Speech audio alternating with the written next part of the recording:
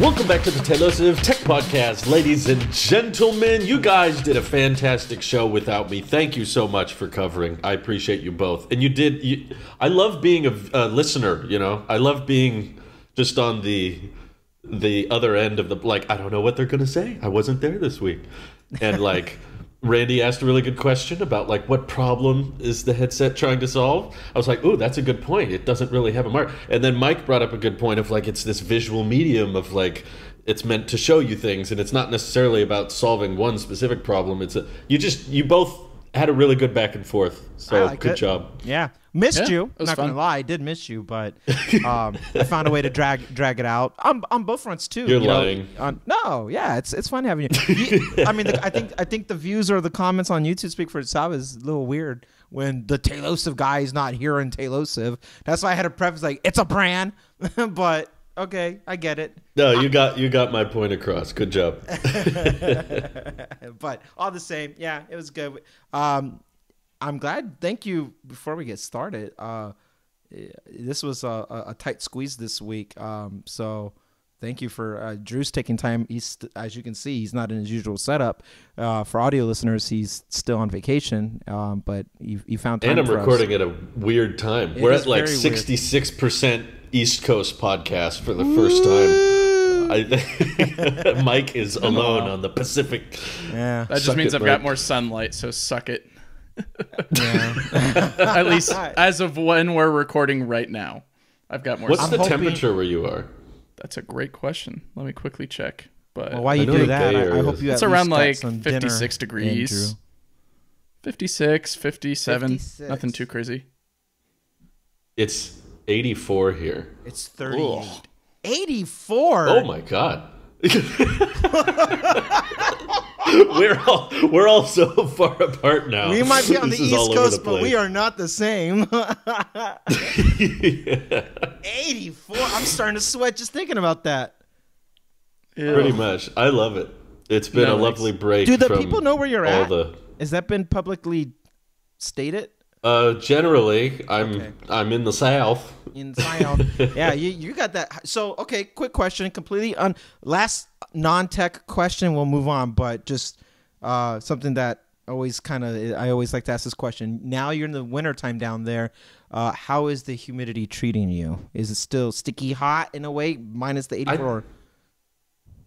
I think it's overrated. Like, I know a lot of people that always act like humidity is like the end all be all. Like, oh, but it's 90 degrees and humid. That's the end of the world. And I'm like, it's not. Like, I don't know. I grew up in a place where it was 110, 115. I'm like, no, I would much rather have humidity at 90 than 110, 115. That's like uncomfortable versus death. That's how the weather feels. It's like, I'm on fire, I'm sticky. You know, I would rather take the sticky. I'll tell you this much. You kind of convinced me on that little stance because when we did the baby shower in San Diego, it was so hot and I was not used to it that when I came back to, because I'm technically in the South as well, when I came back out here to Swampland, as they would call it, you know, I'm like, this is really nice. I was hating the oven that I was in, so I hear you. I like to ask people who are in the southern region of our beautiful United States during the wintertime how that impacts them. And I say that because this morning I woke up with snow falling. It didn't stay snow and hit the ground, but I had snowfall this morning in quote unquote the South. So my experience, as we just showed, is very different from yours. So I like to pick your brain about how your winter is treating you down there. What's snow? What's snow? I've never heard of that before. Well, first you need to know what rain is. Because California, you guys have here's how I'll bring it full circle for you guys. This is what I do. So, how many locations do you guys have in the iOS weather app? A lot. I think. Some people just do like 2 or 3, and then I feel like there's 2 kinds of people. You have like a couple, or you have like 30. Okay. And you just pack it absolutely full. So I'm like constantly looking at my hometown's weather going. Spectrums. Okay. I used to have like 10. And then I used to go down to my current location only. Right now I'm down to 3 because I wanted to have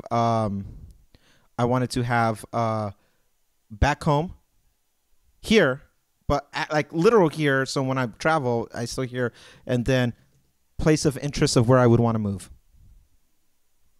Oh, interesting. That's always changing. Yeah. Year round, I like to check the weather and see what. Okay, it's cold here. How's it handling in place of interest? So, yeah.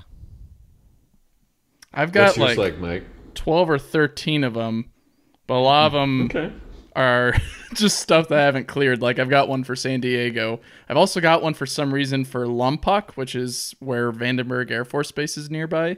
Hey. I got one I for like Reading. both those ones. Yeah. I've got one for those, Fremont. I've got one for the area that I'm technically in the limits of. And then also my specific area, but that's always there. The my location one. Sure. Otherwise, I also have one for like JFK International. Who knows why? I guess I was thinking about going to JFK International at some point. Or I'll see you soon. I don't know. Yeah, I guess I'm not too sure.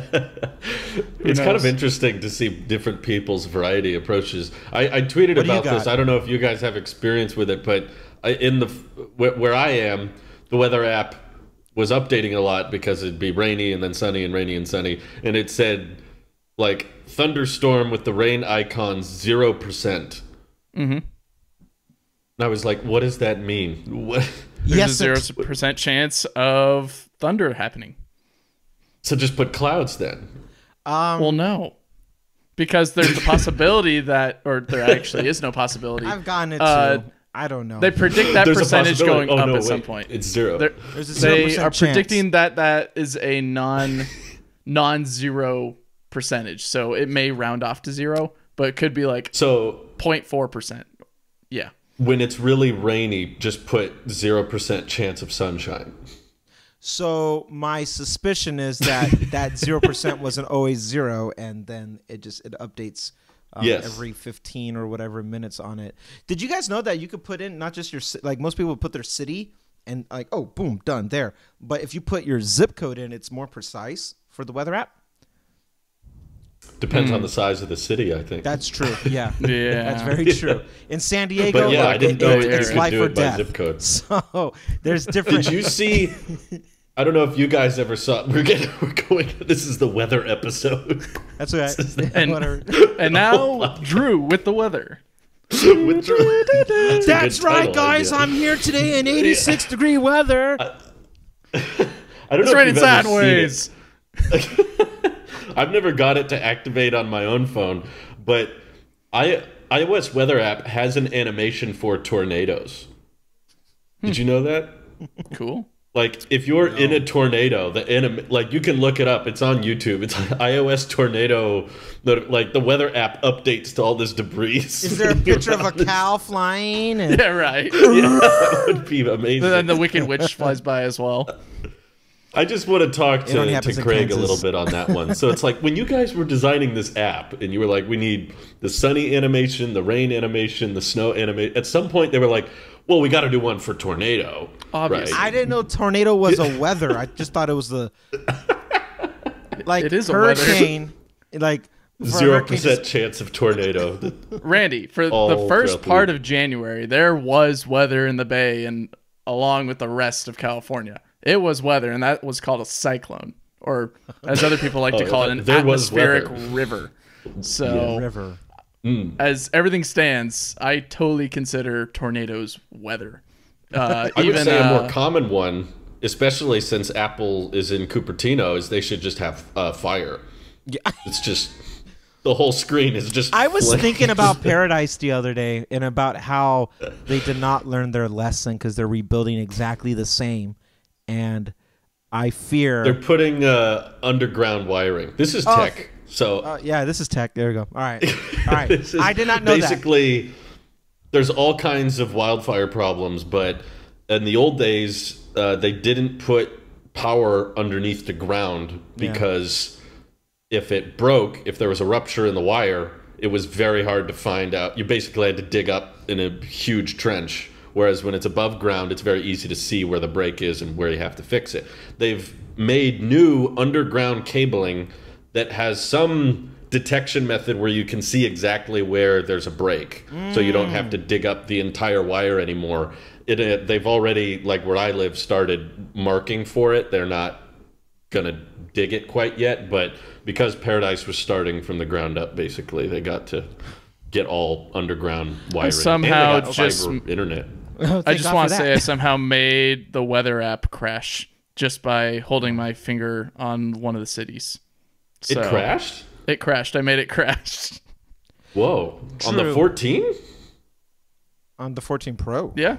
New chip. 14 Pro. Jeez. Doesn't Come have on, enough computing A16 power. chip. Right? How many cities do you have on yours weather app, Drew? Yeah. You didn't answer your own question. Good question. I'm using my phone for continuity camera at the moment, so I don't have the exact number. But Oh, boo-hoo. if I had to guess, I think I'm close to Mike. I think I'm at 12 or 13. We need to talk about digital like- minimalism with you guys. I like selecting cities that I know people in, so I basically just have like there's some family here and this, and I like looking back home when I'm in a really warm place. I'm like, oh, it's freezing back home, you know, like it's weird. It's like makes me feel better. I have had for a long time both your guys' zip codes saved in my weather, so I could just like live vicariously. Because sometimes it would get maybe. Should I be uncomfortable? Huh? Should I be uncomfortable by that? Well, no. I just like to live vicariously about what my friends. I mean, I did it for Nick for a long time until I realized that like it was just constant muggy, sticky. I'm like, And for him, the weather app can be mosquitoes. Yeah, I was like, swirling around. Right. So Nick would be like, "Yeah, man, you got to come down soon." I was like, "Oh, not this week. Not for the next 10 days. I won't. I see what's on what's forecast." Right. Oh well. Yeah, this was. I guess some people may not be aware, but basically, the reason I was gone last week was my wife so rudely surprised me with a 2-week trip to Paradise, where I'm having the time of my life. Not Paradise, the place where things burn. Actual Paradise. No, metaphorical paradise. But on that note, I had less than 24 hours notice to get everything ready and which equipment was coming and which equipment wasn't. I brought the iPad just because I plan to use continuity camera a lot of the time, and I do a lot of the outro credits and stuff on the iPad. And I was so focused on packing MagSafe and the Lightning cables and the MagSafe Duo that I didn't realize until like the third day here, I did not pack a single USB-C cable. See, the transition just shows that you have enough Lightning devices in your ecosystem that you don't need USB-C. No, I do need USB-C because the iPad's at 3%. And well, that's just a flaw of the iPad. It should have stuck with Lightning then. Here's something that I don't know if anyone checked, but I was really curious because I have a bunch of cables that have USB-C on the other end. So I was like, can I charge the iPad through the other end of MagSafe 3 on my MacBook? Oh. Because I was like, well, they can, one end plugs into the MacBook, other end plugs into the iPad. Maybe I can charge the iPad that way. Yes, the answer is yes. You should be able to, but no, you cannot. This is another reason why I hate MagSafe. It'd make things way too convenient to be able to do that.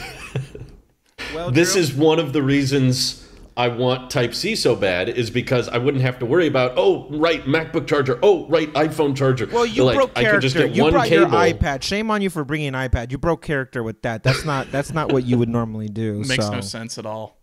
Yeah. Man talks about taking a break from his devices and decides to bring all of them. Just for the Over app.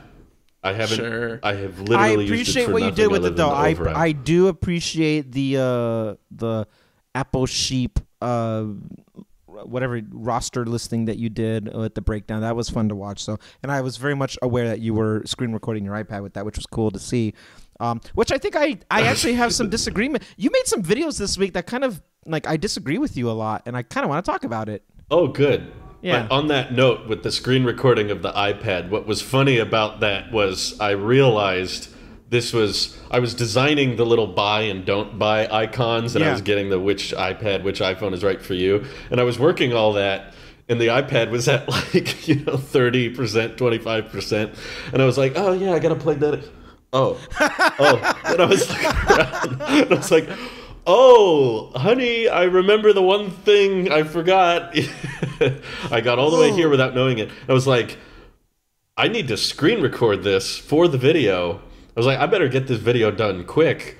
And as I was screen recording it, I had to cut out several points where it kept saying low battery over and over again. It was like 20%, 10%, 5%. I finished that screen recording with 3% left. Like, that video was almost not going to happen. Just enough to send off to the MacBook. Pretty much.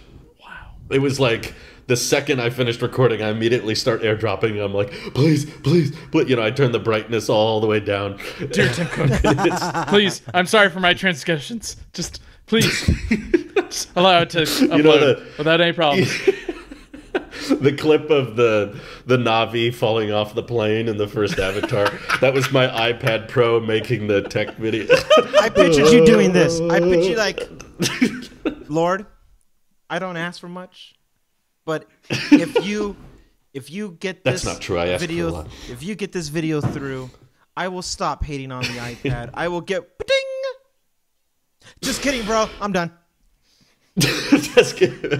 As soon as the airdrop finished, it was like airplane mode, because basically, full warning. Luckily, no one has upgraded their membership to a Pro or Mega Charger tier on any of the channels. But if they do, I don't know what I'm gonna do. I'll probably just wait or hope they don't notice until I get back or something. Just don't acknowledge. Yeah, them. basically. Who are you? The iPad is more useless than usual right now. I'm Sounds glad pretty you have useful a to very me. expensive paperweight, though. Yeah, good. But I welcome disagreement from either of you. All right. Oh, please. In no particular order, I liked your little roster. What's it? I keep saying, I know it's not a roster. That thing you did with all the Buy, don't buy. Rooster. Ranking? Buy, don't buy? I don't know. Why do you say rooster? Because he's being a jerk. I think he's having a ranking. stroke. No, it's not ranking. It's just anyway. The point is, Buyer's guide. The buyer's guide. Thank you. I actually agree with most of it. There's a few things I was like, oh well. It's that Intel Mac Pro. That's the real bargain. One, there's two things that I disagree with on. Well, anyway, one, I don't think anyone should buy that iPad. I think the only iPad is an iPad Mini. Oh, you mean the 9? Yeah, with the Touch ID. I don't think anyone should buy it. Strictly because it's Lightning. I fundamentally, completely like that needs to go. The same reason a Series 3 needs to go, which it did. There's just it's too there's the continuity of it is like the Lightning alone, it has to just go away. So well, let me ask both of you this on that subject. Can you justify which iPad, if you had to pick one, can you justify the existence more of the iPad 9 or the iPad 10? Ooh, 10. Agreed. I say 10 because Colors. The colors are great. One thing that like I don't. People who would listen to us, I would try to respect them a little bit more to say that they're not your average like just tech consumers. They are somewhat of the Apple persuasion, and they do their research. And if you go that far, then you also know that very rarely will you have to be in a position where you have to pay full price for something. I did not pay the whatever that price was for the Mini. I did not pay that, which is why I did it. And I know for the 10, you can find deals, especially because like student discounts is, I guess, now a thing. So everybody with a student like, and I'm happy for them. Like, use your .edu email if you can. Wherever you can get your best discount, go ahead. But stepping outside of the Apple Store, Best Buy, Amazon, like there are deals out there. And if it was strictly a dollar figure, I can't justify the iPad 9 at all. Like that, I can't. It's lightning. I'm not defending the latest and greatest because they all suck, you know. But I put my the greatest sucks. The greatest is not the greatest. Like it's just on paper. That's such an example of like on paper. That was such like a Apple website headline phrase you just said. The greatest is not the greatest. Yeah. The greatest iPad ever. Now no longer the greatest. So supercharged. I don't like any of the lineup except the Mini, and that's why I have one. And we're talking just new. Like your buyer's guide is about new products, because I think it's fair to say we've talked for everyone's ear off about certified refurbished or buying used, or buying somewhere outside if you want to get an older generation of something. So yeah. If we're just talking new, I would say get the 10 before you get the 9. So that's my first disagreement. Wow. Second disagreement. I just from my own seeing people, I know a lot of people who bought the M2 MacBook Air and love it. I don't get it, but it's not for me. So I have an exact story about that on this trip. All right. So I would say that I disagree with your use case, or not, but you saying don't buy the M2 MacBook Air. I see a lot of people buying it, maybe because it's lighter. I can't. An Air is meant to be an entry point of a laptop. I would say M1 is still probably better, but I agree with buying that one for a cheaper price. But if somebody wanted that redesign, I just know too many people that made me have to take my bias off to be like, all right, maybe it's something worth buying. So I think there's a lot more love around the M2 MacBook Air than we give it credit for. And I have a bias against it because it literally affected our show when you were testing it. So that's right. I swore it off. We lost the whole podcast over that. The whole one origin MacBook. of the Blazer. So I don't like it for that reason alone. I'm out. So, but outside of me, M2 MacBook Air brought to you by General Motors, ending the EV podcast. Look, if you're trying to run a YouTube channel or do like stream, or I don't know, like if you're trying to do more intensive things, don't do it. Obviously, we've learned that. Podcast hosts hate this one laptop.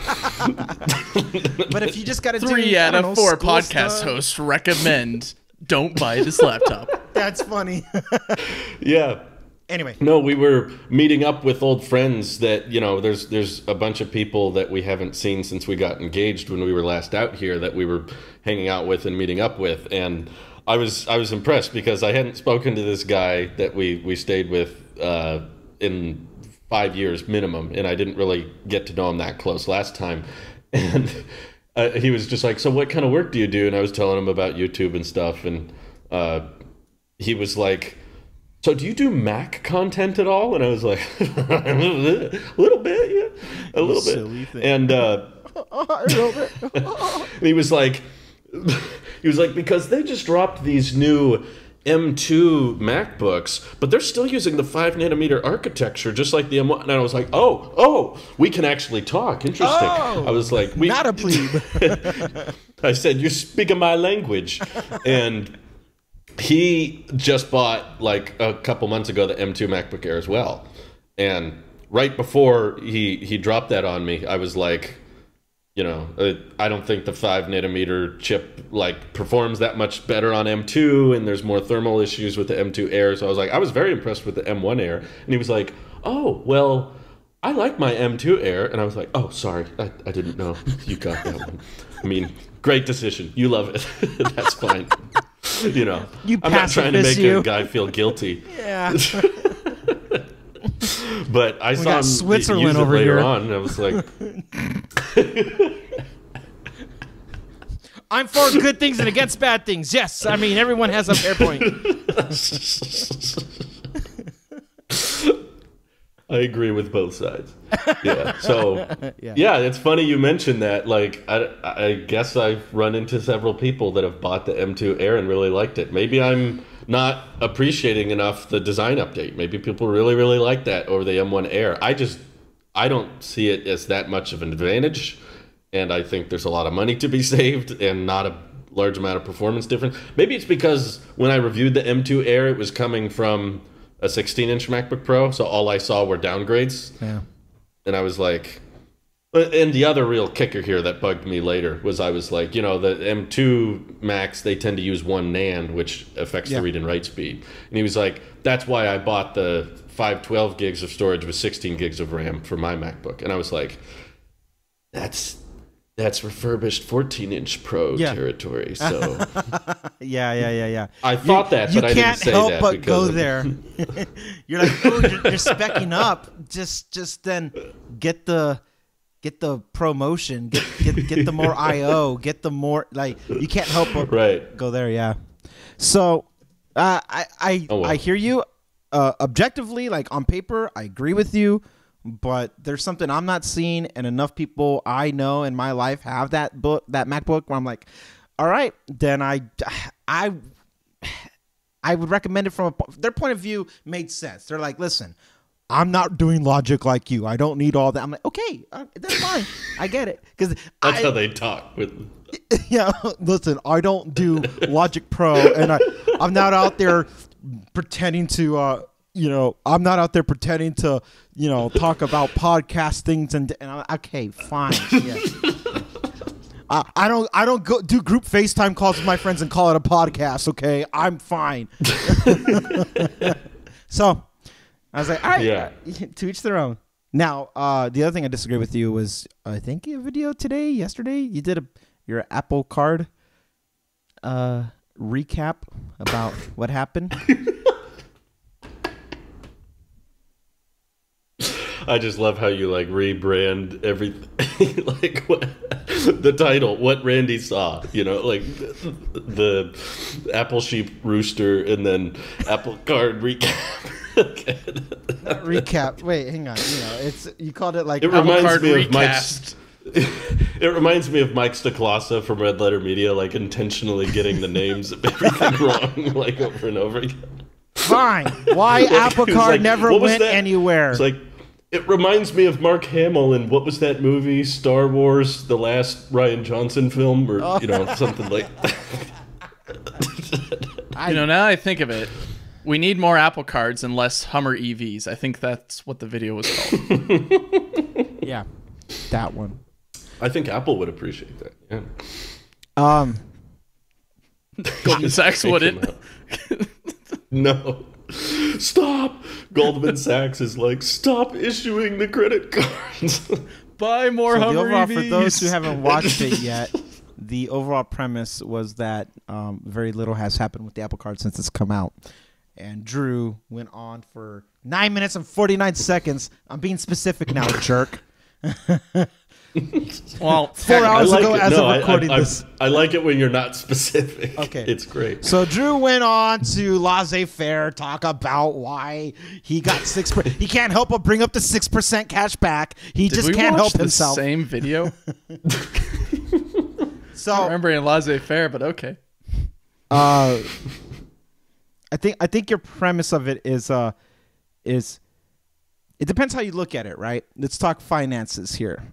Apple set out to do a very specific thing with trying to get into the money field for services, and I think they actually got exactly what they wanted out of that situation. Whether Goldman Sachs is losing money or not, Apple is not losing money. They don't have separate divisions with their income. They have one bottom line with their balance sheets, and at the end of it, more money coming in than going out. So for them, it's a win. You talked about the UI for quite a bit, about the like it's oversimplified about how, hey, don't miss your payment. interest. This is how much you need before you get charged interest. This is no interest here. They're very in your face about it, as opposed to any other credit card company. And I think it's a feature, not a bug, where Apple, like, that's to them, that's where they see their ethics shining through. It's like they're not trying to make money off of you with pennies and interest payments and stuff like that. If they can help practice good financial habits that way, then that's their, even if it's an accidental outcome, they'll take the W on that one with the publicity for it. But in regards to like adding new features and we've even talked about like, hey, how about another card that had an annual fee? And it's just, Apple doesn't need it. They don't lose anything by adding a membership, and you could say that their services with Apple One is good enough. Is there a way they can incorporate Apple One, and then that gives you an upgrade with percentages? Sure. But I think at the end of the day with it, Apple did exactly what they wanted to do, and they don't need to do any more with it because it is a store favored credit card first. They did that by design. Use our card with us instead of Barclay or whoever the partner was before. Citizen One with the loan. Use it with us. We'll give you a little kickback, and in some cases, maybe a little too much of a kickback. Am I right, Drew? Huh? So, like it wins in their favor because you get discounts on their products first. So if we're trying to think from a business mindset, they already won. Like, all right, fine. 3% is obviously not their profit margins, about making it or breaking it. So they're already good there. And to double down more about the like maybe ethical part of it, they don't charge you interest on it if you were a customer who pays payments over time. You don't get hit interest on Apple products. Any partnerships that happen outside of it, whether it's Panera Bread, T-Mobile, or Nike, Chevron, or I think ExxonMobil, one of them gives you 3% as well. Like that's just that associating their brand. It's branding, co-partnerships. Like, hey, we're working with Apple. Apple's working with us, and then it just looks good because everybody wants to somehow be affiliated with Apple in some capacity or not. No different than Goldman Sachs. It could be a net win for them, if not just for marketing purposes and name recognition. There's a lot of weight that comes with the most valuable company in the world. So whatever happens with T-Mobile or Panera, for example, those guys,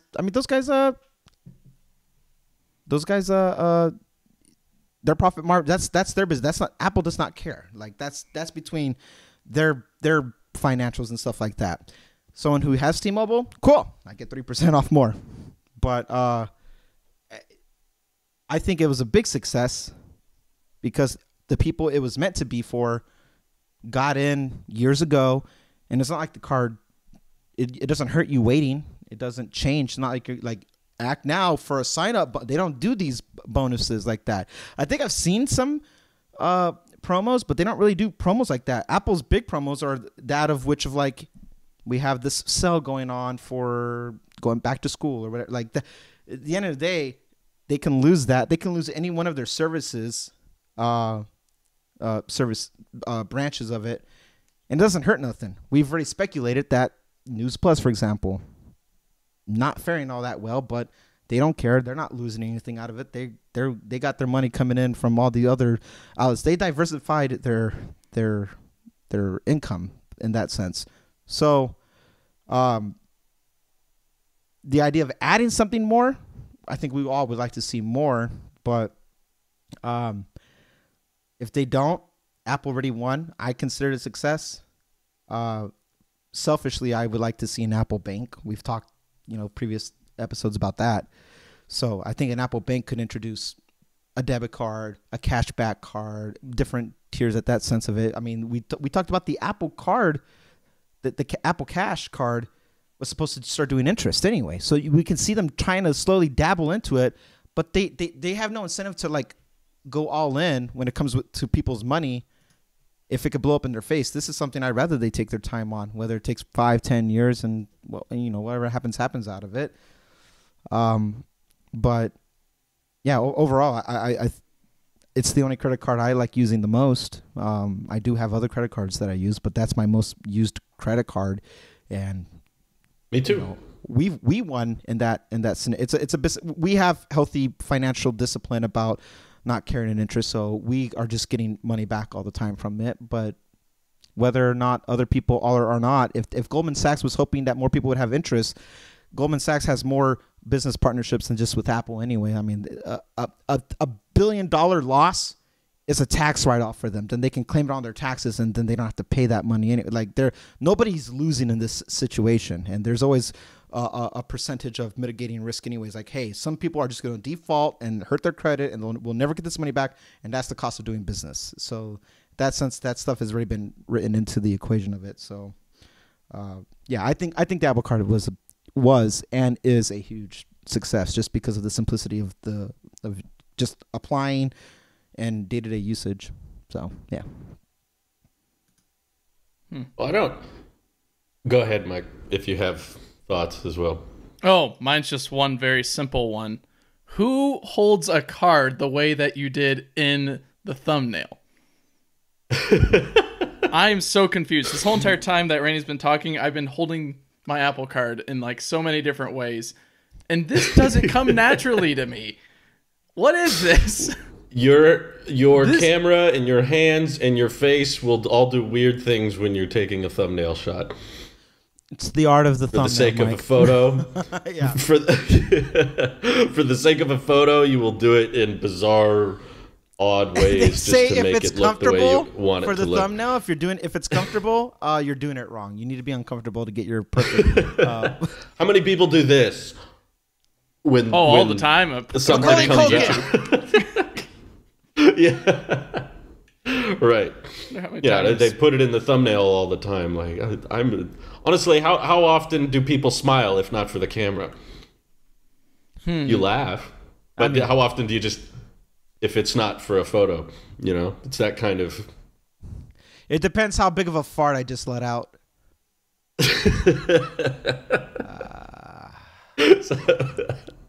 I can tell you both have huge issues with today's video. Oh, very, very controversial. No, it's a good video. Hot topic. I just saw it from a different point of view.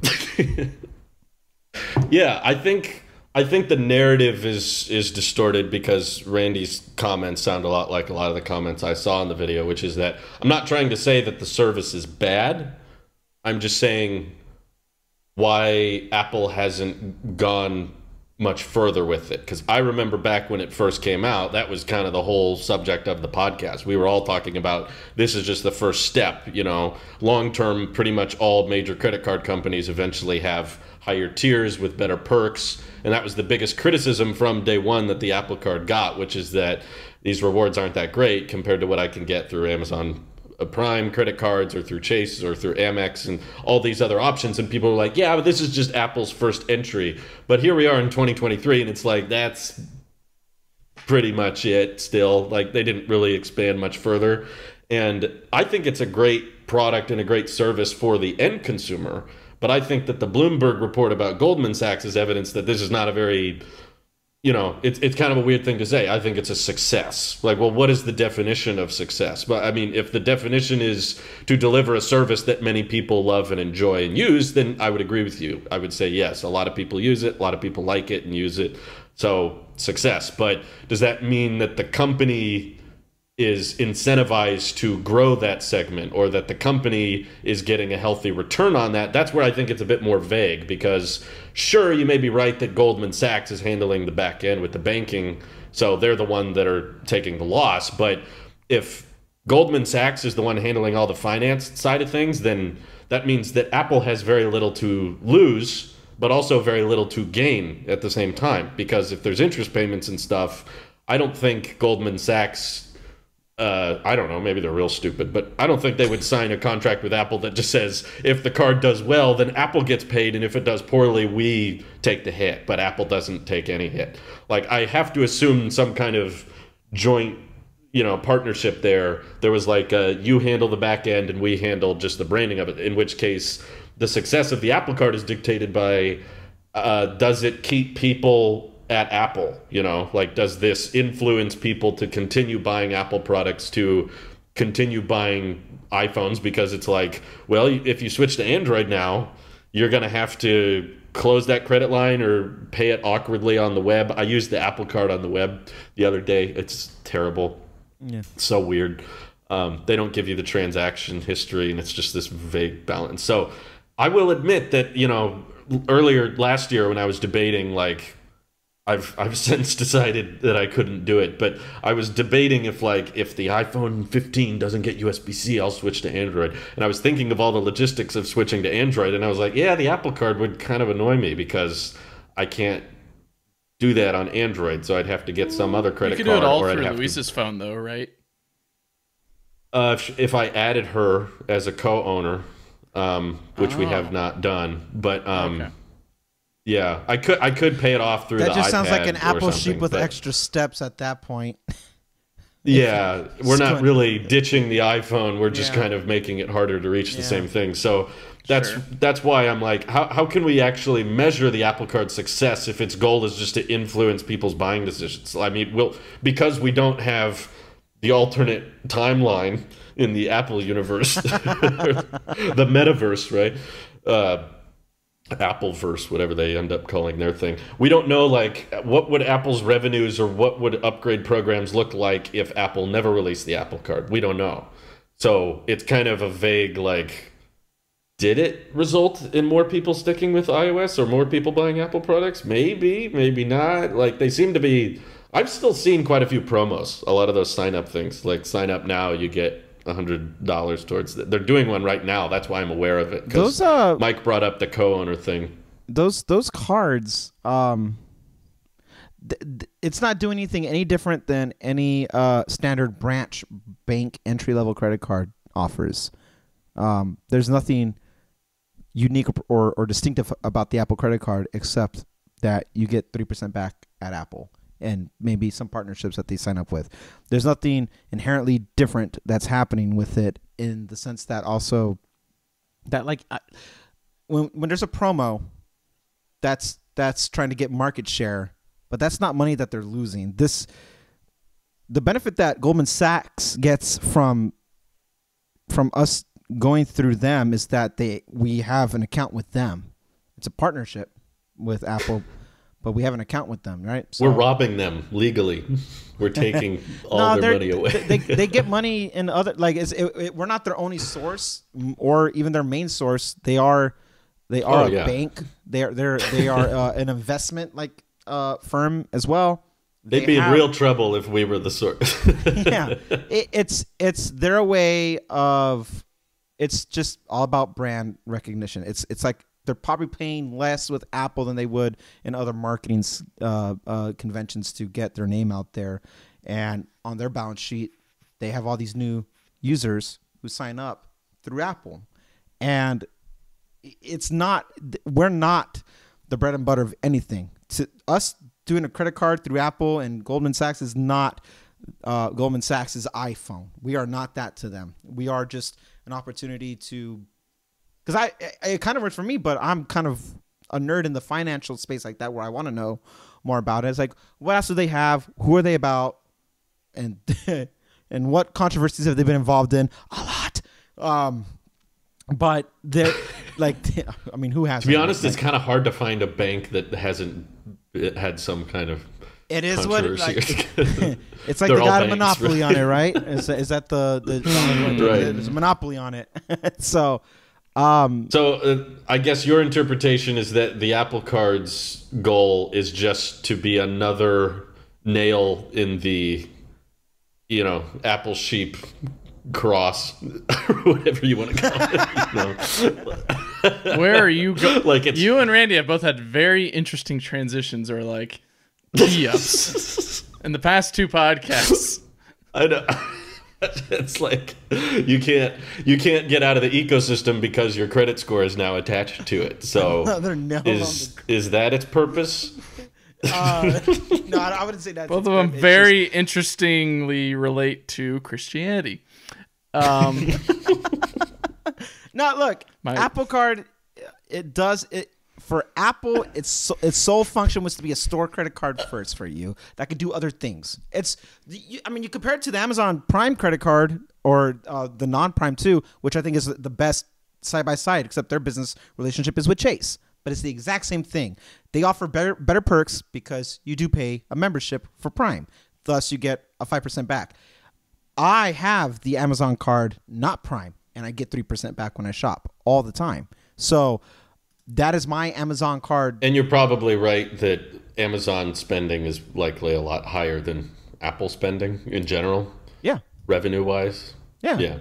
Yeah. So I don't have Prime, but I want that 3%. And it's a annual fee, zero business, doing from my end with it too. But I use Amazon a lot. And anyway, so my point being is that that was meant to be a store card for Amazon first. Best Buy has their own card. Whole Foods partner, because it's owned by Amazon, uses the Amazon card. But you see these cards everywhere. Costco has their own card. So anything and that's a membership as well. You can make the case. Yeah. Well, technically it's not, but with the $65 or whatever the annual fee is, it's free with the membership. Right. So they're not doing anything different except Costco business does their biddy with Citi, and that's their business. Amazon has Chase. Apple has Goldman. It's power of the course, and what they all have in common is that they're all very much still profitable, and it looks good on annual reports or quarterly reports for earnings and stuff like that. So I on paper you can make that case that it's all been a success, and if the goal was to, I guess I just expected more of it, because Apple tends to only enter fields that they really want to be serious about. They don't typically dabble too much. AirTag is we're going to take over the world. When I saw that $29 price point, it was oh shoot, Tile's right to be scared and going to the government for help. I would be worried too if Apple was yeah, and ours is just way better in every way. And then Apple Music comes out and it's we are going to take over and slowly, compete more and more with Spotify, and they pay the artists more and they don't have the fee to worry about. So Spotify's hey, wait a second. And even Apple TV Plus, which I thought was going to be a big joke, has slowly grown. And now I think it's probably, of the 2019 services wave, that's probably been the one that's performed the best, because they raised the price by 40%, which shows a lot of confidence. They're yeah, we can raise it by 40%, and people will probably still pay for it. So we're good. So they're pretty serious about most of the membership or services industries they enter, and trying to make them profitable, both with music and iCloud and TV Plus. So I thought the Apple card would be more of a eventual American Express type card, not just a rewards card like a Best Buy or I think we'll get there. Get you in the door. Let's take Apple TV Plus, for example. That was them dabbling when they started Apple TV. Steve Jobs even said this is a hobby project. That was not a serious OS or anything. The iTV, before I even got the Apple brand, this is just a hobby thing. That was them dabbling, and over the course of all those years, over a decade plus now, it got to where it's at right now. Apple Music started with iTunes, which took its chance, which it was dabbling with. We go back to the inception of iTunes. It was just meant to be a Mac only thing strictly, and then iPod, and it was just iPod and iTunes, and that was it. That was the symbiotic relationship. And then it kind of just blew up from there, where they started the store, and it grew. Apple Music became what it was because of the catalog with iTunes. All that stuff did not happen overnight. I don't think anything happened overnight with this, maybe iPhone. That's the outliner there. That one's pretty impactful. But all that other stuff with services or with money or when money's at stake and outside influences, whether it's record labels or production studios and all that stuff that comes in, that stuff happens over time. And in my mind, I see that with the financial sector as well. Whether they continue with Goldman Sachs or they move to somebody else with a different partner down the road is remain to be seen. But I think it all happens gradually, not like iPhone or some of the more obviously known products. Okay. Where do you sit, Mike? Is it, you think it'll eventually grow further, or is this basically how it's going to stay? It's hard to predict. Kind of depends the relationship between It depends on the relationship between Apple and the government right now. If the government's seeing Apple a little bit too by and large looking like the company from Wall-E, by and large, B&L, or if they're looking decently favorably or there's some benefit, there maybe won't be as much throttling. So there could be a way for it to grow, but at least for like my prediction for the next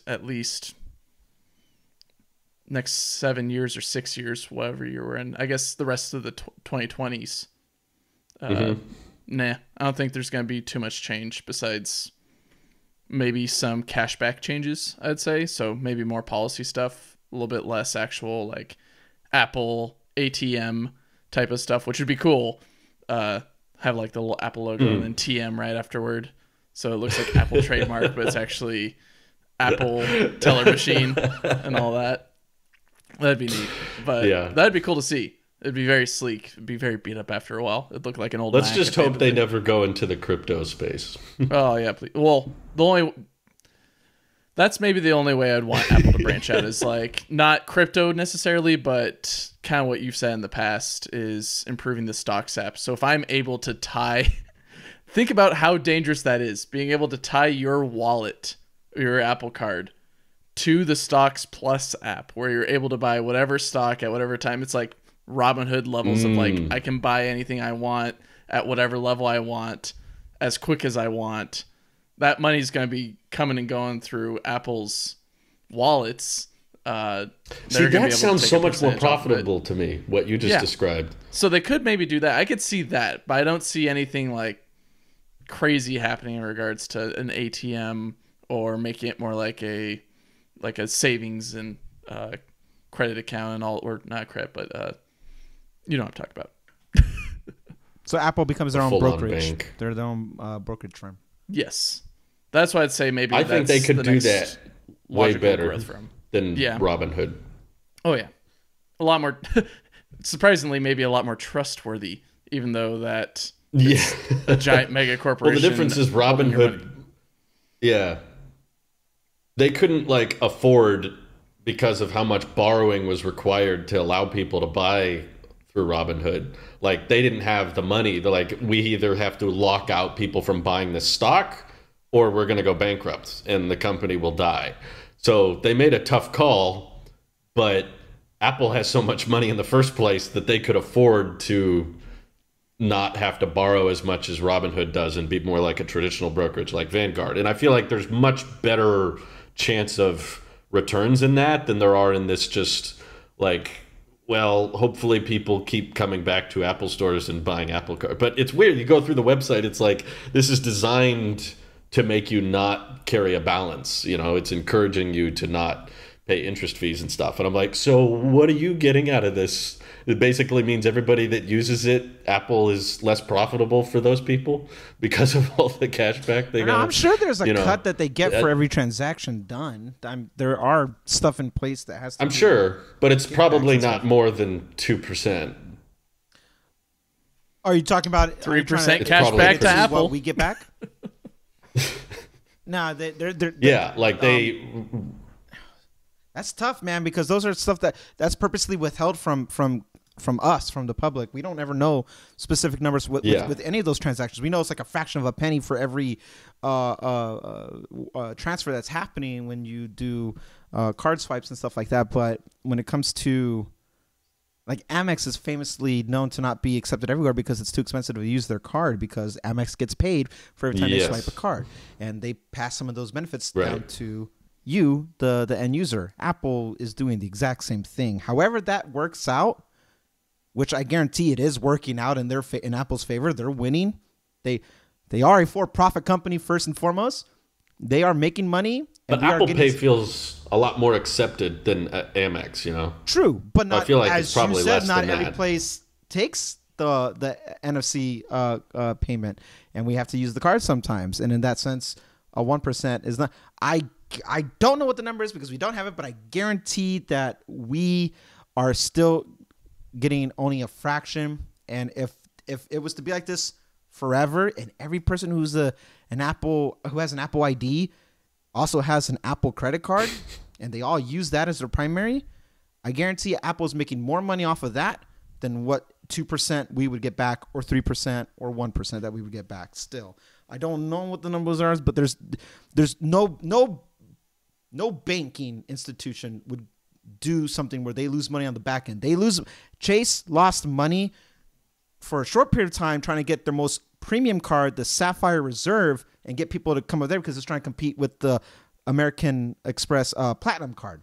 And so for a long time, they offered all these additional, hey, we're going to waive check baggage fees. We're going to give you a $300 credit for travel expense. They had so much going into it, and the annual fee was $450 or something absurd like that. And I know it's only gone up since then because that was their way of trying to say, hey, come to us. And that was them trying to do market share early on. Once they did that, they didn't take away some of those benefits, but the annual fee went up. But that was because it's a premium card, a tier 4. But a tier one, Apple making that green all the same, no matter what. I wish I knew what those numbers are because I bet it's a lucrative business deal that's going on, but there's no way they're losing money on that. And anyway, if Goldman Sachs losing money, hey, that's between Apple and Goldman Sachs. If that's the cost of doing marketing with them, I see it as that's the cost of doing business. Anytime a company is losing, especially a financial company is losing money like that, that doesn't hurt them long term. I see it as a tax write-off, or they would spend that type of money into marketing or R&D, or like they have all these different outlets where money's going. But now they get to say, we are partnered with Apple. There's some weight behind that. And that might be worth $1 billion to them. Yeah. I wish I could say we partnered with them. That's what. Well, we were in their commercial for a second, so woo! That counts, I think. Now we'll get an Apple TV show out of it. On that subject, I've watched the first 2 seasons of Ted Lasso on Apple TV Plus, and talk about there being a conflict of interest. There's a line where Ted is asking for a fax machine. He's like, "Do you guys have a fax machine somewhere?" And the chick that's into him is like, "What do you need a fax machine for?" And he's like, "I'm gonna send a message to myself in the past and say to buy Apple stock." And I was like, "Can you do that? Can you?" You wrote in to the company that owns this show that we're streaming on right now to buy the stock of the. I was like, I don't know. It gets into that weird field of like Apple TV Plus shows. I'm hyper aware of all of the Apple references because of the fact that you're watching it on Apple. It's like, it's easier to, they don't, when you're watching Rings of Power, they're not like, "Ooh, order the new ring on Amazon" or anything. It's a Ring doorbell. Get it? Right? You don't. Product placement. You don't have to worry about. Well, then what you don't do you have want to worry then, about Drew? that. Because was it the startup company show that you watched on TV Plus? We crashed. We crashed. That was great. You were annoyed that they weren't talking about Apple at all, but you're annoyed. It was weird. In this one that they are explicitly saying buy Apple stock in a way. You want something like in the middle then? Yeah, I feel like there was a right way to do it because for the sake of the plot of We Crashed, it made sense because they were specifically trying to be a big tech company. And that was the whole point of the show. It was like, how do we become a big tech company so that we can be valued in the hundreds of billions of dollars? That was like the whole plot. And we'll call ourselves they wanted to be associated Pineapple. with Google. But they kept saying... Randy has been sued by Apple.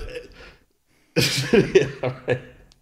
There was so many points in that show where they kept saying, like, we're going to be the next Facebook or Google or Uber. Oh, my God. And purposely ignoring one major player. The whole show, Yeah, but they're all using iPhones and Macs and iPads the entire time. Like, you're not ignoring the existence, but you won't say the word. Whereas Ted Lasso, you don't need to bring up Apple stock. I don't know. Like, that doesn't fit in with the plot very much. I'll give you another example. I don't watch it. I have Apple TV Plus. I don't watch it. I don't know why. It's a promo. It's their business relationship with T-Mobile, so I have it for free until they take it away, I guess. But we're binging through it right now because mine expires tomorrow. Oh, don't worry. You all then. Wow. Come to T-Mobile. You'll have it forever. Have fun with the season finale then. Yeah. What were you gonna say, Randy? Oh, I know another example. Meeting, I guess, somewhere in the middle. Then with that is, I know Jon Stewart has an Apple TV show, and he has in the past at least once taken a slide at Apple. He'll be like, you got these companies that it had something to do with the reference of like corporations in control, whatever. And he's like, you got these companies, and he purposely pauses. And he won't say, and he's like I don't know, something like Apple, and like you got you're charging you so much money with the streaming service like Apple TV Plus. And so he says, and then he looks at his producers like, do you think we just lost our contract? Then it cuts to a different angle. It cuts to a different camera. He looks at the lens and it plays the TikTok boom sound effect. And he just stares at it for a good 5 seconds. Yeah. He's like, well, there was more So there's a more self-aware way to do it, which I'm thinking back. Now I watched a terrible show on Netflix back when we could share Netflix passwords. Remember those days? Those were fun times. But there was this show called Big Mouth, which is terrible and you shouldn't watch it. But there was this great scene where the two characters are talking about hanging out, and they were like, well, you can come over and watch Netflix sometime. And at first you're like, oh, geez, is this just an ad? And then she's like, Netflix, what's that? And he's like, they just curate all this content and stuff. But if you don't want to pay for it, I can just give you my password. And then before he says password, it cuts to static, and it says scene redacted. And it's it's like self-aware, but it's all animated. It's clearly intentional. But I was like, I don't know if they can make that joke anymore because now they're like really cracking down on the password sharing stuff. But I took advantage. Yeah, like one last swipe. Go ahead. Yeah, go ahead. We've been watching Servant from the past. Servant's been out since the beginning. It was like 2019 when they first started airing it. And the show, it's distracting for me as a techie guy because when it first started airing, everybody had the iPhone XS, right? Because that was like what was available when they were filming it. And the plot of the show has lasted like 6 months. It's like 4 seasons, but it's over the span of, in the show, it's been 6 months. But every season they upgrade their tech. They give them newer iPhones and newer iPads. So I'm like, Julian's upgraded his iPhone 4 times in the last 6 months. That's kind of interesting. Like what? Julian sounds like me. It's somehow we went from 10s to 11 to 12 to 13 and all within the span of a few months. Oh man, there's a newer one?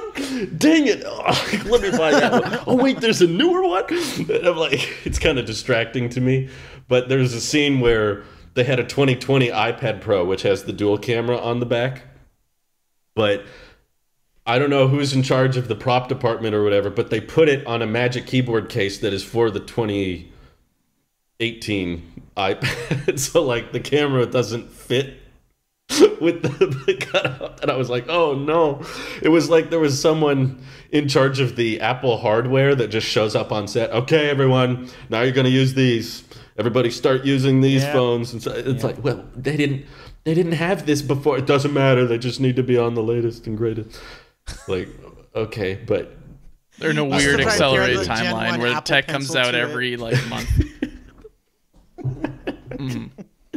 Just use this. I like the accelerated timeline theory. In the Servant universe, new iPhones come out every month. Man, life would either be great or hell for you in that universe. Every single month, every single month, it's a new iPhone leaked design. Not even. It'd be like iPhone 25 is gonna have this, and you're still like on iPhone 14. It's like what? Yeah. Okay. Yes. Yeah. I try not to take the tech too seriously with those things because I remember they were announcing Apple Music, and one of the guys who got bought out through Beats had some non-existent iPhone 6 or iPhone 7, 7S, like it was before the 7. iPhone. I remember that. Like yeah. rose gold. It was a fake phone, and you just looked at it, and it was so obvious. But he was looking. I was like, that is so distracting. And ever since then, I was like, I have to suspend, disbelief on most, if not all. I think the morning show did the same thing with something. I was like, I gotta just stop. It was the UI. They were like, there was a bunch of things broken. Yeah. And like the UI is just so crappy. I'm like, no. So, yeah, I get it. Yeah, I get it. I get it.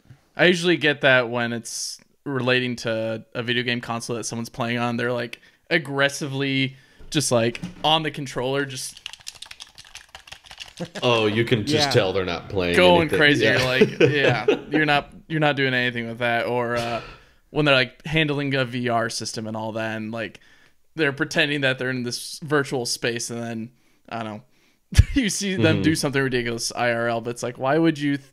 There is some funny internet videos of people doing silly stuff with a VR system on their face, Sure. But in a lot of these cases with like TV shows, they have to take it up a notch or two just to make it look as immersive and also as ridiculous as it can be, and that usually takes me out. Just like that doesn't make sense, but whatever.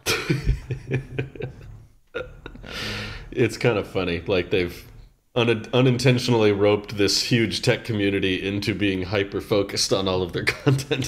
What's that? That doesn't work. That doesn't make sense. So now we're just welcome to the entertainment business, ladies and gentlemen. Get around it. Where all of it's just we'll fix it in post. Right. We'll fix it in post, and then they forget or leave it alone or something. Pretty much. Yeah. I wanted to ask Real y'all, fun. did any of you catch the Samsung event that happened recently announcing their new S23 line? I watched Marquez's recap. That one. Because That one. I knew that would be more interesting. That one. Did you catch the event, Mike?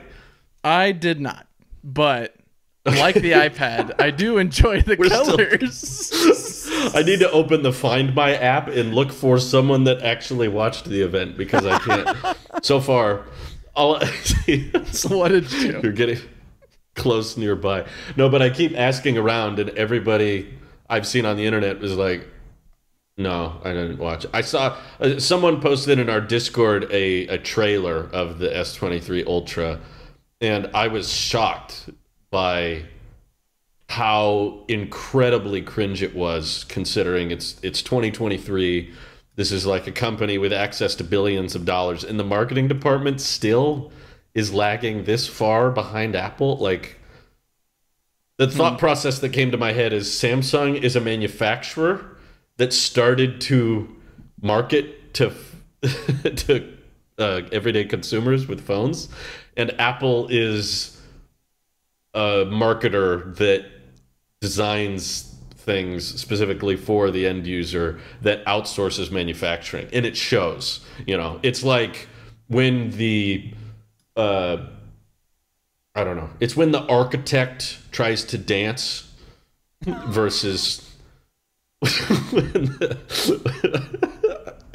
when Apple is like watching a talented dancer do calculus. And Samsung ads is like watching a architect do theater dancing. It's like there's things disconnected all the time, and people are like, why would you design it that way? Why would you do it? Because of the way it looks, and it's all show, and the others all, because Samsung, as cringe as their marketing is, has some of the, they basically pioneered OLED panels. Yep. They have some of the best TVs on the market, some of the greatest displays. They build most of the NANds for the world, and they're just an amazing manufacturer. But my God, that commercial was so bad. And based on what I've read, they don't seem terribly different or unique, but that's a growing Android smartphone problem in general. Like, not just Android, but iPhones are suffering from the same. That's why I'm not using a 14 Pro, and Randy's not using a 14 Pro, is because everybody's running out of new things. But at least Samsung has green. Right. Right. It was a green phone. I was like, I don't know. That's cool. All right. Yeah. Listen. Were you impressed by anything, Mike? No. Well, tell me you're not. Well, like I said before, I'm very impressed with the colors they choose for their phone, specifically, and also the rest of their devices. I look at like their refrigerator that they have that has all the panels. I'm like, what a beautiful refrigerator. I think Mike is like, I love refrigerators. Basically, I think they make great color choices because they're a lot more bolder than what Apple would choose. Like, yeah, they are a little bit muted for like the S23, like it's a muted purple, it's a cream and all that. The Phantom Black looks cool to me, but going with like an online, what the heck, online exclusive color, but they've got like a lime green and all that. I'm like, ooh, a little bit spicy. I like it. We need more spicy, creative colors rather than like, I don't know, just, well, I guess the silver's okay, but it's a tried and true whitish silver look. Give me something wild and different like what we had. Yeah. But like something with like the Pixel, was it Pixel 3 or Pixel 4 that had like the orange or whatever, like the orange back and all that. It was like, ooh, am I thinking of the right phone? I'm forgetting. Yeah. But that's it. You're right. Something like that. Go with that. I think that's where Samsung is doing great. But in regards with exciting events, nah. But reading up a little bit on some of the improvements, it seems like they have refined the S22 a bit better or a bit more, which is good. I think refinement is definitely the name of the game. If you can fine tune things to a point where like you're getting kind of like with, I again reference the Pixel 2 and Pixel 3, through software, they made their camera lens that they've been reusing so much that much better. It's still the same camera lens and all that, or the same sensor, and all they're doing is just tweaking that software knob to the extreme, like to 11. I think that's what can make or break a product really easily. Just attention to detail on your software. But I don't know. I'm not impressed. I think that's ironic because I also think a lot of what has crippled the Pixel over the years has been the longevity of the software, like how it ages over time. And I've seen a lot of negative stories surrounding, like Marquez had all the issues with the Pixel 6. It sounds like the 7's better, but we were staying with another couple of friends that we haven't seen in years, and it was a couple, and the wife had a Pixel 6 and the husband had a Pixel 7, and I was admiring the visor camera design I love so much, and I was like, how do you like your phone? And they were like, oh yeah, it's great, it's fantastic. And I'm like, yeah, those Pixels always have had like the best cameras out there. And he was like, oh really? I don't use the camera very much. Oops. The best what? Which I thought Wait, was there's interesting. a camera on this thing? Pretty much. Wait, phones have cameras? Wow. Holy crap, this thing He's like a photos. professor of... He's like a professor of chemical engineering and that kind of stuff. So never heard of it. I guess his... Well, that thing's a phone. He was just like, you know, What was Carbon. interesting though, Carbon, yeah. The main reason they liked the Pixel over any other phone was because of Google Fi. They said that Google Fi supports this feature because the guy I'm talking to is originally from Germany and he just moved here few decades ago, but he still goes back to Germany all the time, and they said they don't need a few decades. He still got the accent and everything. They go back to Germany. You several made it sound months like it was out some of the new. Oh, year. this guy, he just moved here a few decades ago. Like, I'm Well, only a few confused because decades he was old. there not long ago. He was just there, so I'm like, okay, he just got back, but he Okay, all right. lives He goes both back and forth, but basically right, he Drew. said for international travel, Google Fi makes it really simple to switch between. You have the same phone number basically. You don't need like a secondary SIM. It's not an eSIM? And I was like, no, he just has one SIM, and Google Fi will like connect to the existing cell towers there and send him text to the same phone number. So you don't do anything. You just show up in Europe and your phone keeps working. And I was like, I didn't know you could do that. That's cool. So shout out to Google Fi. Hopefully they don't kill that. Listen. Google Fi runs off of Verizon or something here, right? I think. That sounds right. If it's Verizon, I'll never know. Probably. Yeah, I don't know. Whatever. I was gonna go somewhere with it, but I don't want to commit. I give up. Sorry, did you have S23 thoughts? I'm sure you were like bursting at the seams with opinions surrounding the latest Galaxy phone. Listen, guys, ladies and gentlemen of the show, if you're looking for something exciting, go wait for the next fold flip thing to come out, or the next. Aren't they supposed to have a Galaxy Home Pod something or another come out eventually? like the barbecue. Apple brought back the Home Pod. Oh my God. Samsung hasn't even shipped the Galaxy Home. Oh my God. When did they I've cancel? died before.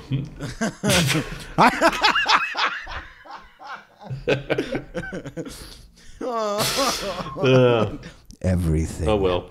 Oh. I had a actually pretty terrible Mint Mobile experience today.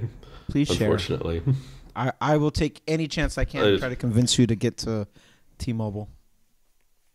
Well, I'm on T-Mobile, just not for my phone. You know what I meant. Don't split hairs with me. Well, actually, it's a very first world problem. It's not a real issue, but see, I know that this problem wouldn't have happened with T-Mobile though. Issue.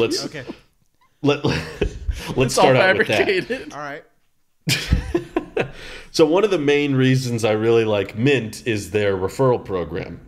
They have a lot of credits that they reward you, and not only for my YouTube channel, but I genuinely have referred people in my personal life, like my father-in-law, like my parents, like my sister, like so many people I've referred using Mint Mobile. So I appreciate that they reimbursed you with referral credits. And I lost my old, I don't know what happened to it, but during the switch to the eSIM on the 14 Pro and then switching back to the 13 Pro, I misplaced the old SIM card. I don't remember throwing it out, but I looked for it everywhere and I can't find it. And I've been on eSIM for a while, but I'm thinking about reviewing older phones and other tech. So I was like, I just want to plan ahead. I want to have a physical SIM at least as a backup in case I want to review something that I don't want to go through the whole eSIM thing. Plus, I don't know how it works for eMobile, but Mint Mobile offers you 2 free eSIMs a year. So you can just download a new one on your new phone, and that doesn't cost anything. But if you do more than 2... To my understanding, there is no cap for us. You just do what you got to do. Okay. Correct me if I'm wrong, but that's cool if they support that. But basically, I was like, I like being able to just take the physical SIM out and switch it when needed. So I was trying to order a replacement SIM through Mint, and I had referral credits. I had a decent amount, and the replacement SIM was $10, $9.95.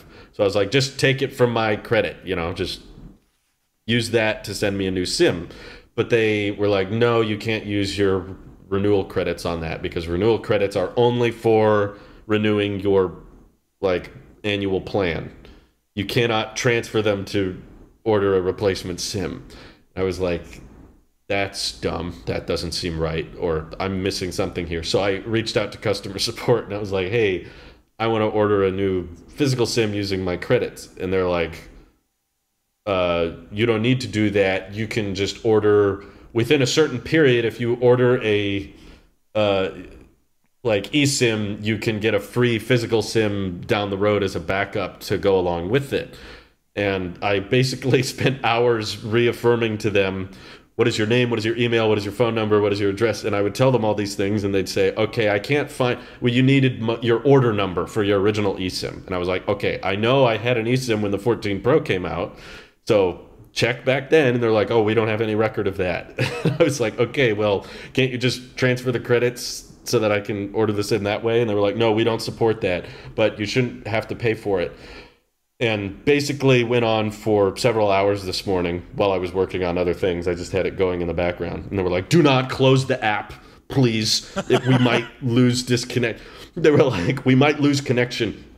They may have not been a native English speaker or something, but they were not speaking how a normal person would speak. They were like, hi, Andrew. Is your name Andrew? Am I getting this correctly, Andrew? I'd like to confirm, Andrew, that your name is Andrew. You know, they would just use my name over and over and over and over again, and it got really old really fast. And they kept asking for things that I already gave them. And then like 2 hours go by, and they're finally like, okay, I'm going to reach out to my supervisor and see if I can transfer all of your renewal credits to your wallet. And I was like, why is there a difference between your wallet and your renewal credit? Why can't this just be the same pool? And they were like, okay, I'm going to begin the moving process of the credits to the wallet now. Here we go. I'm starting it now. And I just wait, and I'm editing videos, and like 15 minutes go by. But, you know, they have to do their PR edit. Every 5 minutes they check in. I'm still working on it, Drew. I'm sorry. Okay, that's fine. Just let me know when it's done. 5 minutes. Okay, we're still working on it. I'm like, okay, don't worry about that. Just get it done, and then let me know when it's ready. And like 40 minutes have gone by, and they're like, we're sorry this is taking so long. It's taking a while because the amount is so high. We're having to move so many credits over to the wallet. And I'm like, what are you, like, moving quarters from one end to the other? Like, why is it, this is a number. This is like a balance on an account. You just like delete, add, done. And maybe it was their first day or something, but like 40 minutes go by, and they're like, it's taking a long time because we're moving all of those credits over. We can only go at a maximum of 37 cents a transaction. It's going to take a second. Hang on. Like they have some animation at their office with like a piggy bank and coins, and they have to drag over each coin the individually. Old Windows file transfer icon. This is going to take a while. Yeah. Right. So I said, well, if it's because it's a big amount, like I told you, I just care about the $10 for the physical SIM. That's what I said from the beginning, but they forgot that already. They're just like, oh, you need to move everything. And I was like, I just need $10. And they were like, oh, okay, well, we can do that. So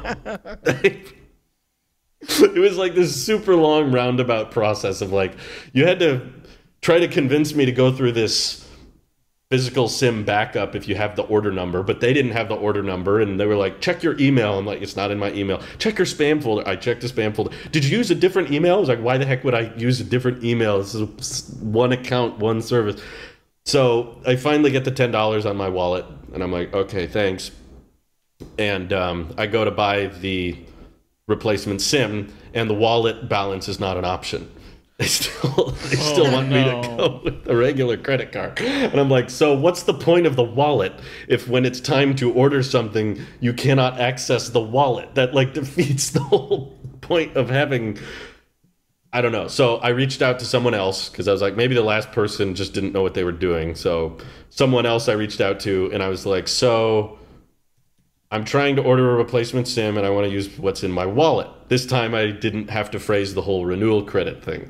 So I thought maybe this will be simpler. And they said, we don't support that. And I was like, why? I was like, why don't you support that? And you know, I tried to do this a few days ago, and they just said, we don't support that. And I was like, oh, darn. So, and I gave up. And when I talked to Louise about it, she was like, no, they can do anything. You just got to push. She was like, I worked in customer service. She's like, they can do it. You just have to commit. And I was like, oh, okay. So I just got twist that knife. No. They can do it. They can do it. They just want you to fight for it. I will make it legal. And I was like, all I got to do while I'm working is just text this little chat bot every couple of minutes, and I'll save myself $10 or whatever. So, and I thought it'd make a fun story. So basically, I said, I would like to speak to a supervisor once they told me that's not allowed. And they were like, okay, hold on, 10 minutes go by. My supervisor's not available right now, but I can just order the replacement SIM for you myself and then deduct your wallet of that amount. And I was like, oh my. So you can do it. You just want me to fight with you about it. That's like, clearly the customer agent is not breaking policy if they're allowed to do what they just did, because that's all on the record, that's all on file and everything. They just are like, only do that if they're really mad. You know, like, if they kidding me. If they consume like 3 hours of support agent time, then sure, let them do it. But otherwise, just say upgrade they can't them to do it. first class customer service. Yeah, I like it. Right. We're actually giving you our penthouse Mint Mobile plan. You know, so I lost a bit of respect of the simplicity of it, but I was like, hey, I wouldn't have these referral credits in the first place if I was on a different carrier. So I wouldn't be arguing about this. I would have just paid the fee or not had the fee in the first place. But so that's my first fairly negative experience surrounding Mint. It took a long time, but it did get resolved technically. It took a while, but I was able to order it without having to dip into real money. Can you imagine? Ew. Oh my god. I mean, ones and zeros on a code. I can't remember the last time I touched cash. I forgot what that felt like. So Drew, let me ask you this then. On your they're probably outsourcing customer support. Of course they're they are. probably Yeah, absolutely. Yeah. Any prepaid with T-Mobile is not done in the U.S. Only on the postpaid plans that you have with them do you get the U.S. Customer support, and that's only during business hours. After hours, you go to the same call center that maybe they all get contracts with, probably out in India or. Actually, I got somebody in the Philippines once. I was like, oh, this kind of counts. You used to be a U.S. territory. This kind of counts. All right, what's up? So, like, hey, how you doing? So, with your Mint Mobile experience, I'm going to ask you a very honest, direct question. If you did not have those referral points, would you have moved off of Mint Mobile? Will you move off of Mint Mobile when you run out of your credits? Will you go to T-Mobile?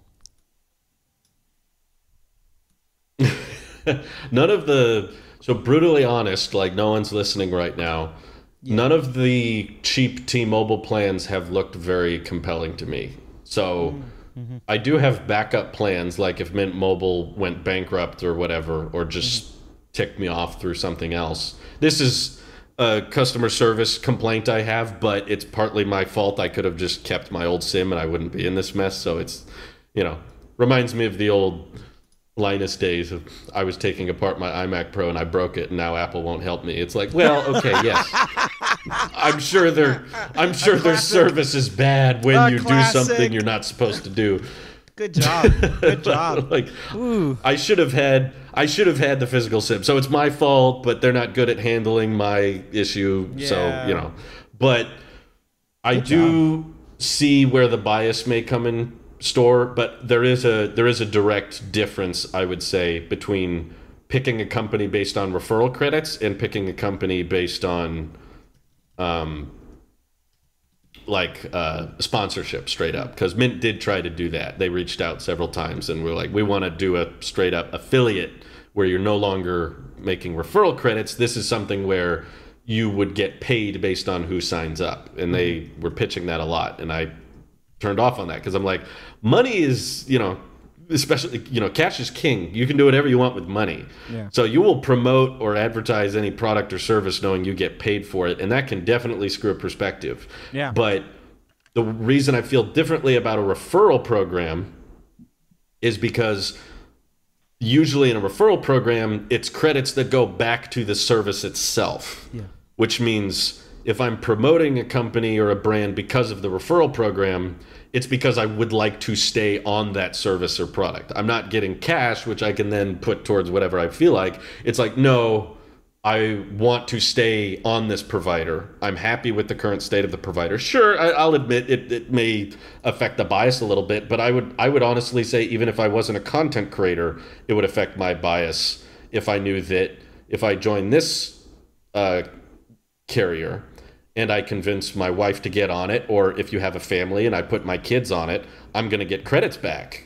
And I feel like in a way the big carriers already do that with like the family plans. You know, bring 4 lines, bring 5 lines, you get a cheaper tier. So it's like it's not really that unique. Mint is just doing it in a different way, which I appreciate, just the straight up credits.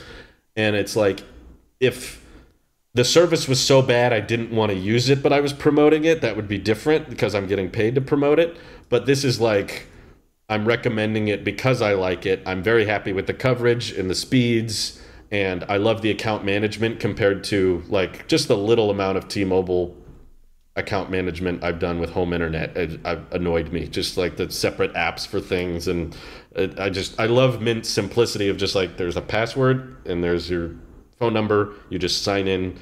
It's very clean. It's very user friendly. And I just love that it's not trying to rope me into a bunch of different things all at once. It's just like, here's what we got, take it or leave it. And I like that aspect of it, regardless of if I'm using credits or I'm paying out of pocket. And truthfully, the main reason so many of my friends and family have gotten on it is because I know that in the tech community, it's common for people to be like, oh, I use so much data. I use 500 terabytes a month, and that's nothing. I use this much data. But like outside of tech community, so many of my friends and family members are like, I use Wi-Fi most of the time. And then when I'm out and about, they use a couple gigs a month. They don't need that much. And that's where I've seen Mint basically undercut everybody, is like, if you don't use that much data, it's very hard to find another carrier that can do 15 a month. I've heard from other sources, I don't know if this was a limited time offer or something, but I think it was like US Cellular or Visible will do 15 a month for 5 gigs versus 4. So I guess if you're looking to move away from Verizon or AT&T or something, jazz. He's your go-to guy for that. Yeah, Stetson would have all this. They would have an answer, but it's like, I don't know if I'm willing to go through all the work of like setting up new accounts and getting new SIMs and everything just for 1 extra gig a month. And from what I read, it's kind of temporary. It's like first year is this price, and then it changes.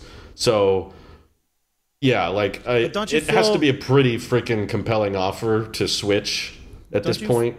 Do you feel that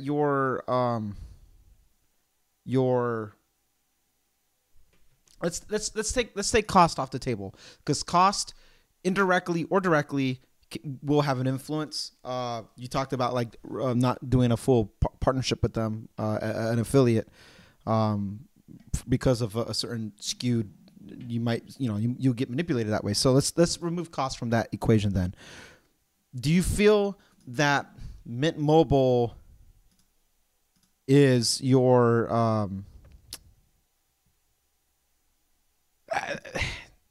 let me say it a different way, because I can't say it in a vacuum. You're already addressing the other issues that we talked about it back when you had Starlink. You already have T-Mobile internet, and if you you're a guy who likes things done all one shop in house. If Apple had everything in house with banking, just one stop in house.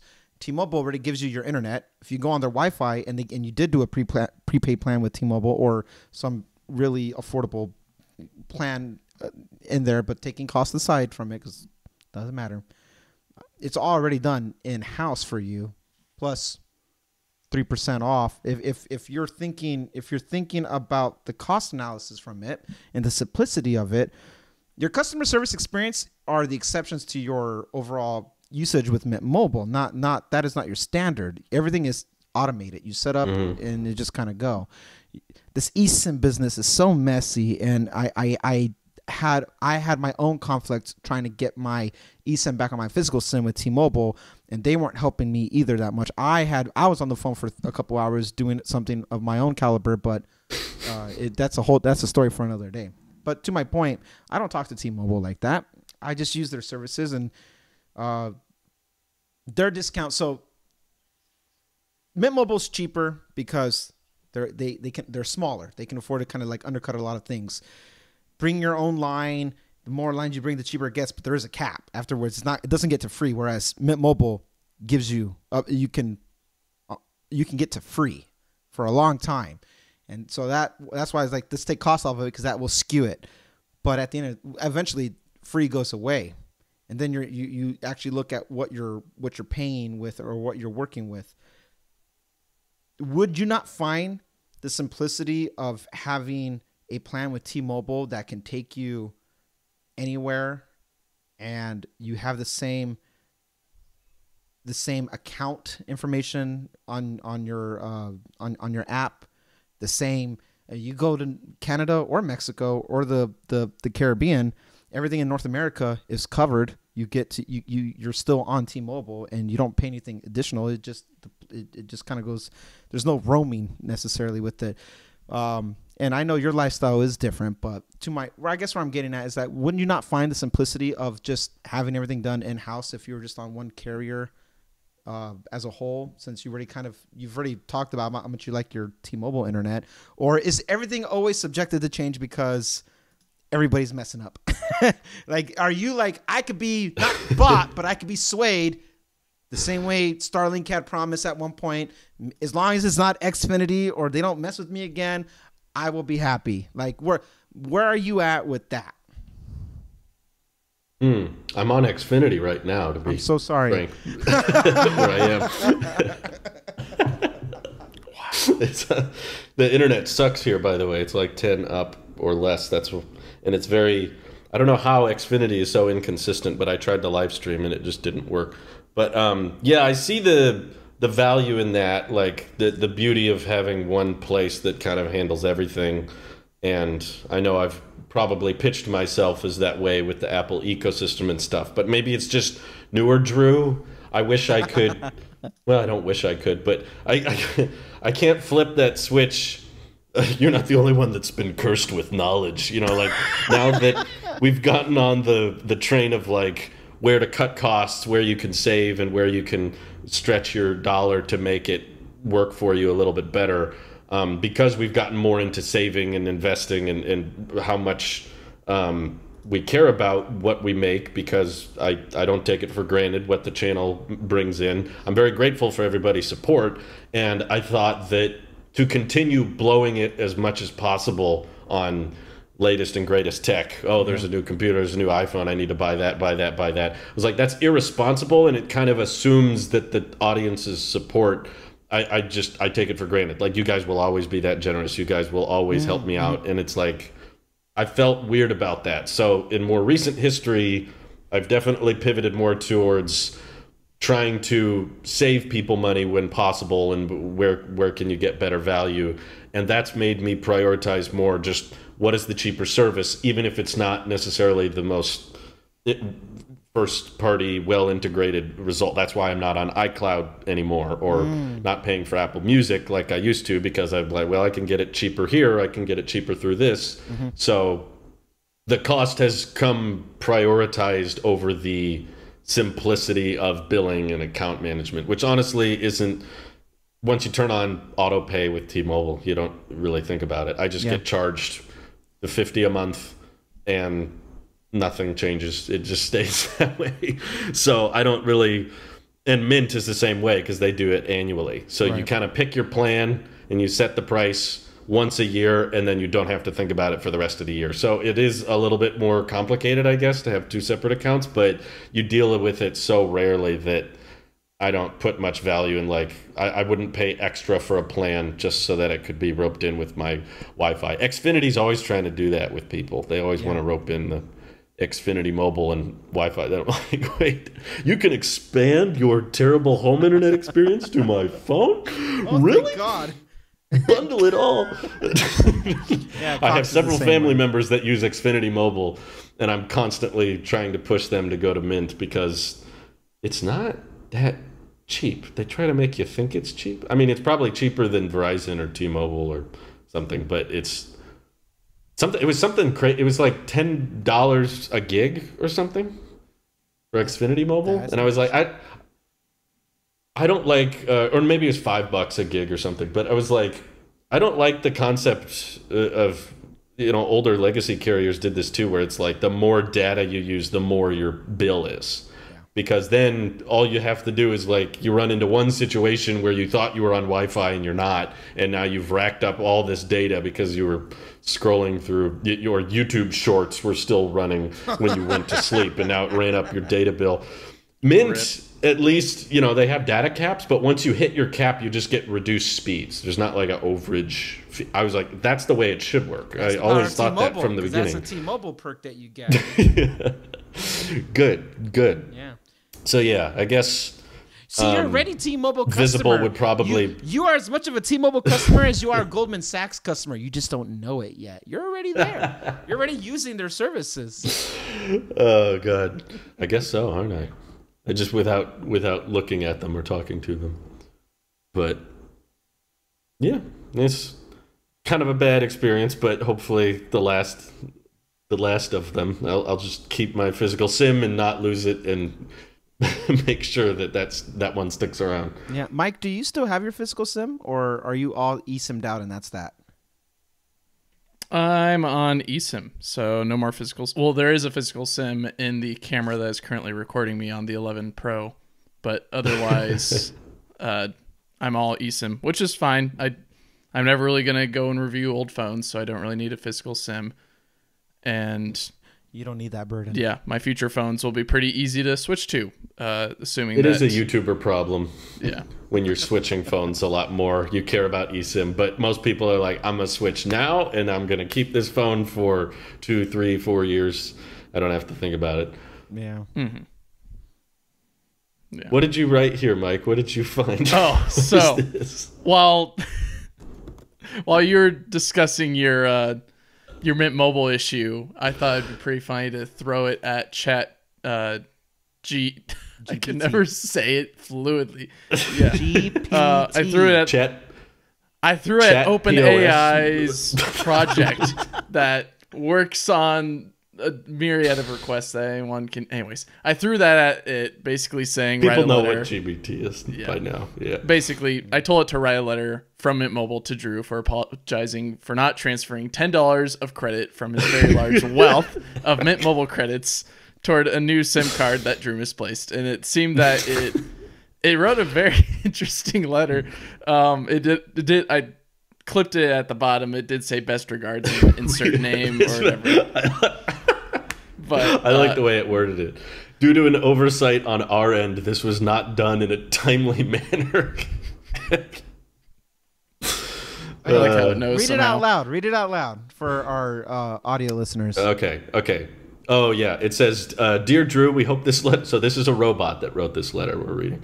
Dear Drew, we hope this letter finds you in good health and spirits. Wow. Thank you. That's high, but my spirits are so low. We are writing to apologize for the recent inconvenience you experienced with your Mint Mobile account. We understand that you were looking to transfer $10 of credit from your account to a new SIM card. This is what I mean by like, yeah. It's a whole different podcast, but I'm not like as wowed by ChatGPT as most people, I guess. But due to an oversight on our end, this was not done in a timely manner. We are truly sorry for the frustration and inconvenience this may have caused you. At Mint Mobile, we strive to provide the best possible experience. Man, they should hire ChatGPT. I know. For our customers, and it appears that we fell short in your case. We take full responsibility for this error and want to make it right. As a gesture of good faith, we would like to offer you a $10 credit to your account to make up for the this bot just got expensive. I guess it's cheaper than a human. Please let us know if there's anything else we can do to assist you in this matter. We value your business and hope to continue to be your mobile service provider of choice. Wow. Yeah. I'd say it didn't do too bad. It did miss a few crucial details regarding Drew having a very large wealth of Mint Mobile credits. Wealth is measured by credits. Yeah, right. Republic credits? I was about to say it. This is tattooing. Your credits are no good here. That's that. What's his name again? Greedo. Zazu? Watto? Greedo's the alien that gets shot by Han. That everyone loves discussing. Watto. Who knows? Maybe Watto was shot by Han. I used to own Darth Vader. Sure you did, Watto. Let's get you to bed. Yeah, Watto is running Mint Mobile right now. He's like, Those YouTuber tricks aren't gonna work on me. Only money. I feel like Watto runs Xfinity or something like that, or Verizon. He's a little bit more. He smashed up my AirPod at the race. Oh my god. Okay. Anyways, right. I did also want to mention this was the. I had to create an account just to have this done. I didn't realize that. What's nice Does is that you have cost to money? download. What you just did?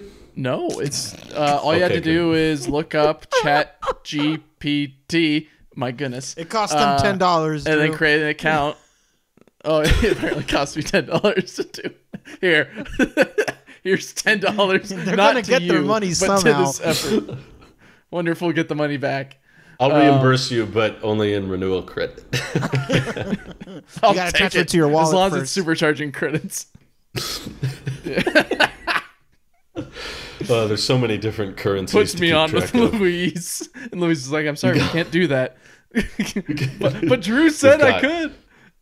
Bitcoin, Dogecoin, Mint credit, you know, Mintcoin. all this stuff to keep track. Mint coin. Oh, beautiful. Do you have any final thoughts, gents? No. No. Okay. I do hope that Samsung makes the LED refrigerator that they promised from CES. That's one thing that I want would to like see a folding refrigerator. You mean a refrigerator? I'm going to combine those two products. When I open it, No, I'm that's just a folding hinge. it. I want it to, like a flip. It just folds down. Drew, we call those a cooler. Oh, right. Or a My deep Yeti freezer. cooler. Yeti coolers kick ass. But beautiful. All right. Have a good week, everyone. I'll see you back home. Bye-bye. Bye.